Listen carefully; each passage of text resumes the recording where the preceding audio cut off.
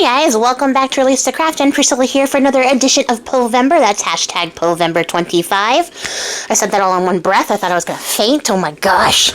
Anyways, welcome back to the channel. I hope you guys are enjoying it. We're enjoying the season of the last couple of days of Poevember.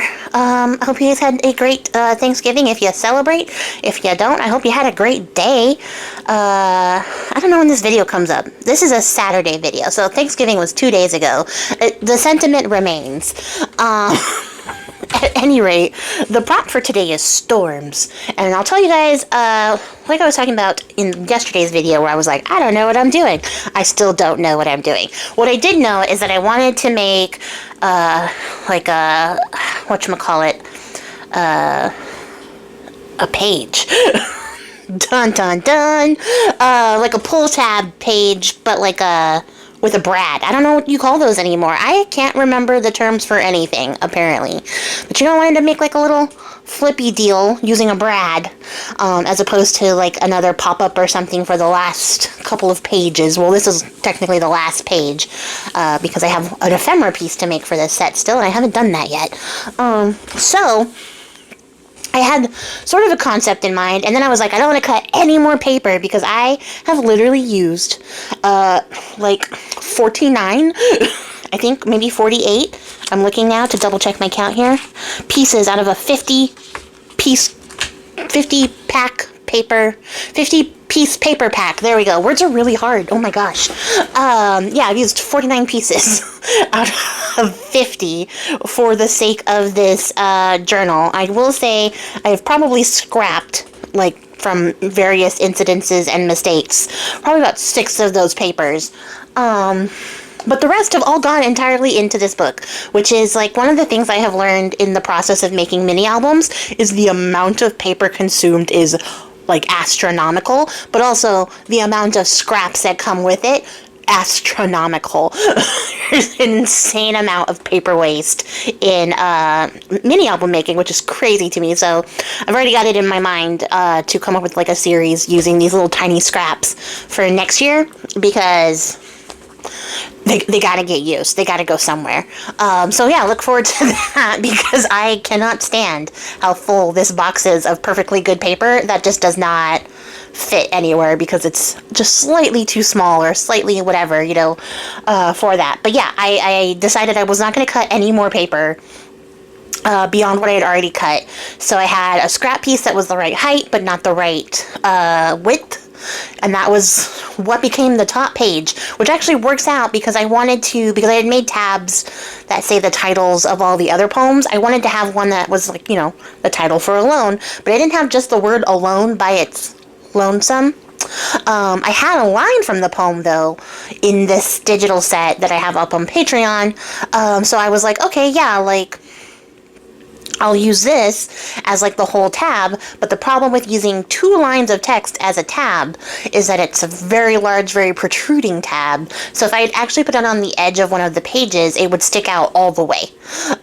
So I didn't want to do that. I didn't want that to happen. So having a shorter page actually worked in my advantage for this one, because the little pull option here fits within the confines of the page. There's very little peek out on this page, so it actually worked out really well. So that just was very serendipitous, because I was carrying this little tab around this whole time trying to figure out where it was going to go, and I could not find the right spot for it until this page, so that worked out great. And then you'll see that I have here a Hero Arts die, which is like a starry night cloud tunnel card type of deal, which you would think, Priscilla, you could have used this for the prompt for stars and solved all of your problems immediately, which is true if I had remembered that I had it. I didn't actually remember that I had this die until I was like, how are you going to represent storms? You need clouds. Oh yeah, you have a die that makes clouds. Granted, it makes tiny clouds.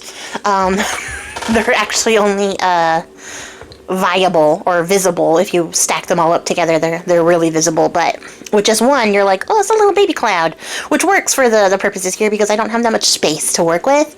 So I was like, okay, yeah, I'm gonna ink them up with some hickory smoke.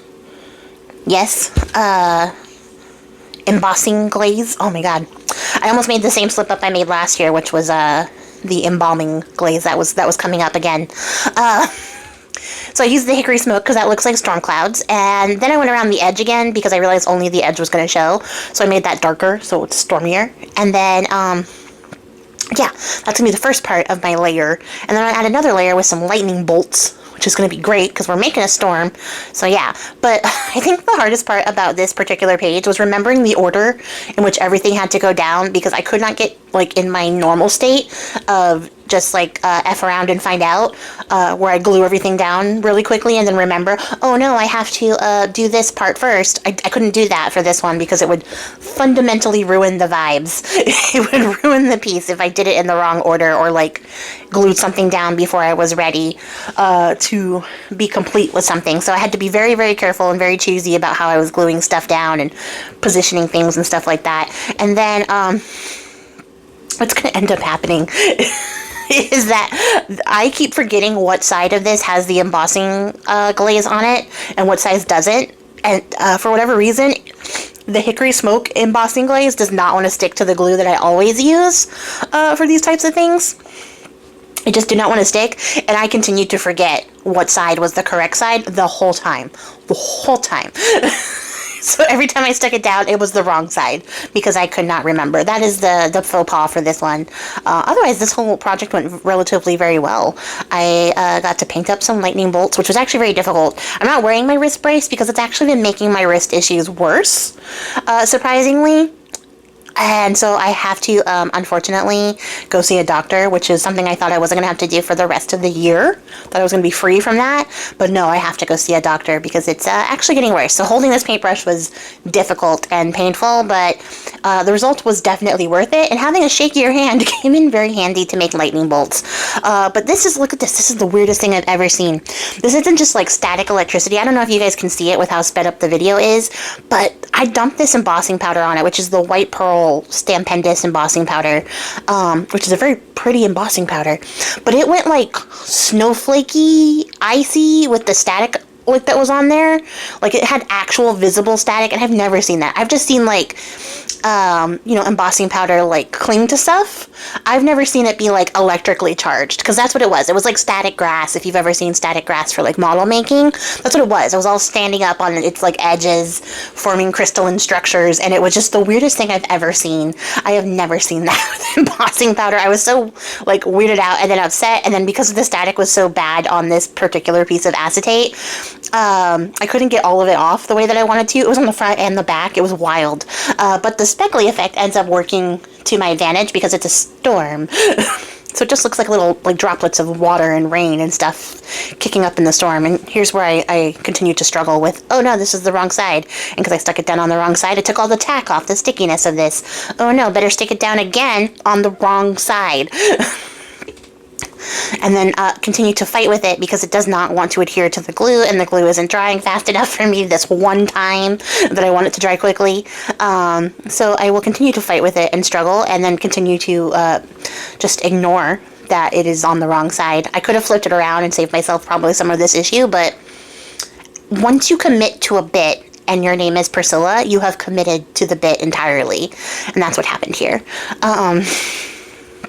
But actually, this is, like I said, the last page that's going in the kit. I decided to make this last section the front and back covers, like decoration. So those are the pages that are going on the front and back covers. And then I still have to at least put some paper down on the inserts for the pockets on every page, which will be something I'll do off camera. And I'll probably add a little bit of lace so that you know that there's something in there to pull out.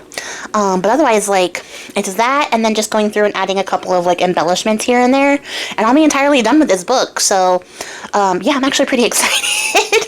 I'm really happy with how it came out. I'm debating on how like much I'm going to add to this, because when I put these last two pages in, I can see with my elf eyes that it is very full. So I have to be very mindful of how much I put in here, or I'm going to have to extend the closure, basically. But also I want there to be enough space for the person who receives this to add their own cool stuff to it, because I think that, you know, like I said, they're a crafter. The person who's getting this is a crafter, so they're going to have cool things that they can probably put in here. Little bits of ephemera and fun pictures and stuff like that they could put in here to store their stuff. Or, you know, who knows, maybe they'll just keep it as it is and not add anything to it, and then at which point I will feel like I should have added more, but after it leaves my hands, it's not up to me, it doesn't matter. So yeah, I don't know what else I'm going to talk about now. I'm looking forward to finishing this. I think I will try to add all the finishing touches over the course of this holiday weekend so that next week I can show you guys the full flip through with everything that we made, because I do like to do like a recap of all the stuff we made. And then we'll pick our winners for the challenge, which will be fun. I'm really looking forward to it. People have made some really cool things and been doing some really cool stuff here on YouTube and on Instagram. So if you have not checked out the hashtag Poevember25 already, do that so that you can see what everybody's making, and then you can be like, oh yeah, I'm glad that that person I saw who made really cool artwork won, because that's a possibility. Oh, here's where I'm covering up the fact that I embossed the magnet unintentionally by running it through my big shot, my Sizzix. It's not a big shot, it's a big kick. It doesn't matter what it is. I ran it through my die cut machine and unintentionally embossed the magnet and punched a hole through my plate because I didn't even think about it. All I knew was that I couldn't have the die at the same level as the magnet. I didn't think about how the magnet was going to go through the machine. So if you're watching this, do not do that. It's not like a significant issue, but, you know, I had to cover it up. But that's it. That's the whole of this video. We have one more video for Poevember left. That's hashtag Poevember25. I will catch you guys all in the next one. Until then, guys, I appreciate your faces. Happy crafting. See you tomorrow. Bye.